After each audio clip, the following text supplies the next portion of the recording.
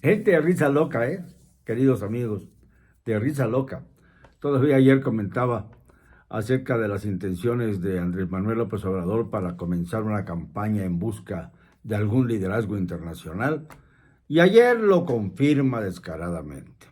Se pone a hablar sobre que él tiene la solución para terminar el conflicto de Rusia con Ucrania, la invasión rusa a Ucrania, que va a mandar una carta a las Naciones Unidas y a la Organización del Tratado del Atlántico Norte para tratar de resolver con el genio López Obradorista el conflicto en Europa.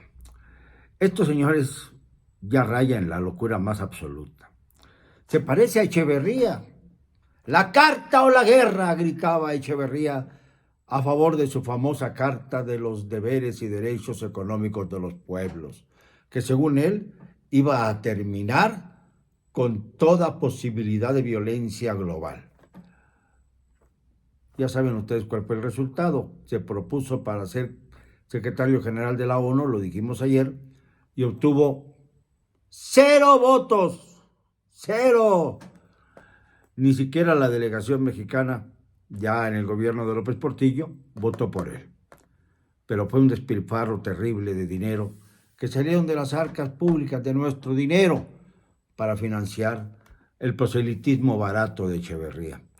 Y ahora el señor López Obrador descaradamente habla de que va a mandarle una carta en donde resuelve los problemas del mundo a la ONU. Y al mismo tiempo empieza en el mismo discurso a decir que la ONU y la OTAN, ahora no le tocó a la OEA, pero ya lo había dicho ayer, están en una situación precaria en cuanto a ideologías y que es necesario reformarlas. ¿Quién es el reformador? Él, naturalmente. Entonces ya la campaña inició, financiada con el dinero de los mexicanos. Esto es raro porque resulta que ayer el desfile del 16 de septiembre fue una especie de eclosión a favor de la Guardia Nacional, su Guardia Nacional, descaradamente su Guardia Nacional, sin que estuviera el presidente en el balcón central del Palacio. ¿No habían reparado en eso?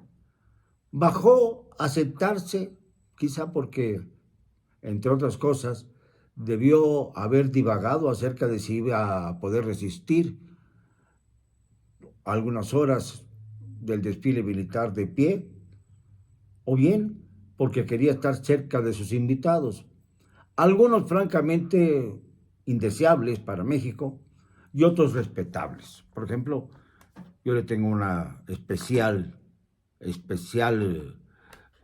aceptación e incluso respeto y admiración a Martin Luther King, y su familia pues estaba ahí, se supone. A esta familia no se le vio mucho, no se le dio mucha vuelta, porque prefirieron enfocarse en los dos expresidentes que estaban allí: Evo Morales, un dictador despreciable, y José Mujica, de Uruguay, quien es un izquierdista de veras, serio y responsable, que merece el aplauso del colectivo. Salió de Uruguay en hombros, y en hombros entró a la historia. Para que vean ustedes la diferencia, aunque son de la misma tendencia izquierdista, uno es radical y el otro es demócrata. Y eso abre una brecha entre las ideologías de derecha o de izquierda.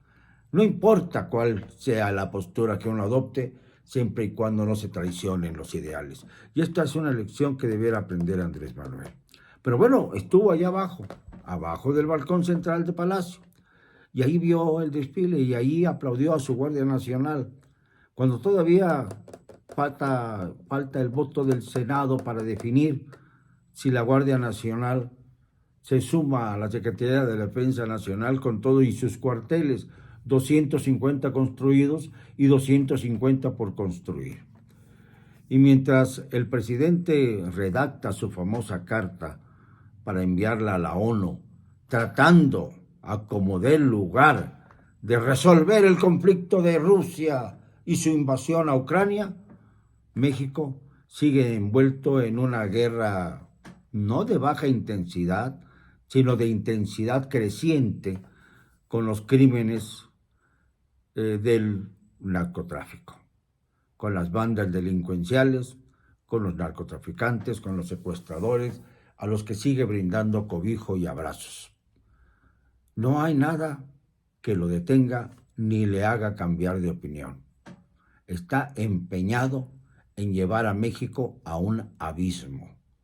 De hecho, lo que está pasando ahora mismo en Santa Fe es el más claro aviso de que estamos yendo hacia una nación comunista, basándose en un decreto de hace 500 años. El fiscal general de la República, Alejandro Gertz Manero, a quien yo le tenía algún respeto hace algunos años, resulta que se ha vuelto también loco y empezó a querer expropiar propiedades de Santa Fe, edificios, terrenos, centros comerciales. O sea, el centro comercial Santa Fe entra dentro de esta supuesta oferta que le decretó hace 500 años un personaje que se ha perdido en la historia y que ahora pretende el señor Gertz que ese decreto debe valer por encima de los años transcurridos, la independencia, la reforma y la revolución, y que desgraciadamente, como no hay ningún decreto que no lo distinga, pues entonces cree que ese terreno le pertenece a la nación, a pesar de que hay escrituras, a pesar de que está perfectamente legal, cada propiedad está legalizada por notario público, que ha emitido las escrituras correspondientes de acuerdo a la ley. Los terrenos se vendieron y aún así se basa en un decreto antiguo, olvidado, archivado, para así rumiar toda su hipocresía y volver como un ave de rapiña al gobierno de este país, expropiando o haciendo suyos propiedades, terrenos, edificios, centros comerciales que no le corresponden. Esto es el principio de un régimen comunista, no el final. Estamos iniciando ya en este nuevo año de López Obrador en el poder. O sea, ya vamos a empezar a recorrer a partir de diciembre el quinto año del gobierno de López Obrador, aunque ya saben ustedes que el 1 de octubre de 2024 es cuando llega a su final este periodo nefasto. Y sigue practicando las mismas tranzas, las mismas tonterías, las mismas siniestras tragedias. Todos los días hay una tragedia y hay una masacre. Todos los días tenemos que apuntar de algún hecho catastrófico en nuestro país. No hay nada que se prepare, no hay precaución. Se miente diciendo que nuestra economía está firme cuando el mundo está entrando en un proceso recesivo que puede ser fatal para nuestro país. Si bien no hemos ido a la lona, sino que se ha recuperado la economía, según dicen, de menos 18% a más 1%, sobre todo gracias a esa guerra de Ucrania contra Rusia, de Rusia contra Ucrania, la invasión de los rusos, y los rusos son los responsables de esta masacre, pero eso no se atreve a decirlo López Obrador, que sería tanto como enfrentarse a Putin, y esto para él sería como una guillotina que le pasara sobre la cabeza. Pero es verdad, es cierto, que gracias a los precios del petróleo que ha generado esta terrible conflagración, México ha logrado tener ingresos muy importantes en materia de petróleo, muy importantes.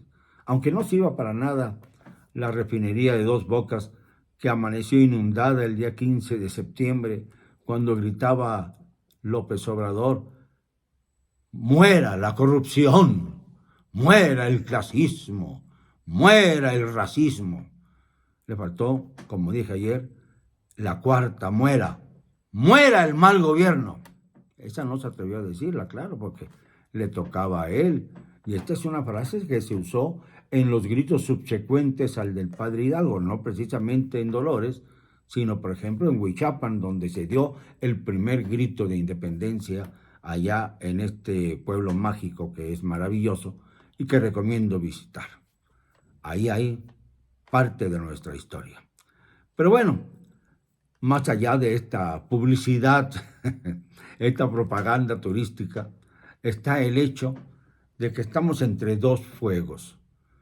Ya López Obrador se definió en cuanto al gobierno interno en ser amigo de los gobiernos socialistas o de los exdictadores socialistas, con excepciones, claro, como el de la familia de Martin Luther King, del doctor Martin Luther King, el hombre que dijo aquello de I have a dream, tengo un sueño.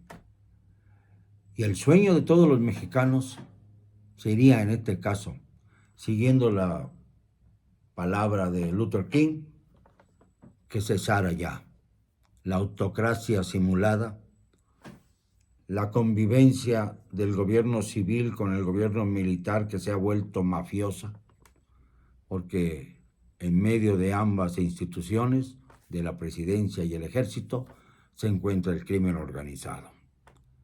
Y este doloroso suceso, esta dolorosa verdad, es la que tiene a todo el país en la incertidumbre acerca de hacia dónde estamos marchando, de hacia dónde vamos y qué es lo que pretendemos, qué es lo que pretende más bien el gobierno de la 4T.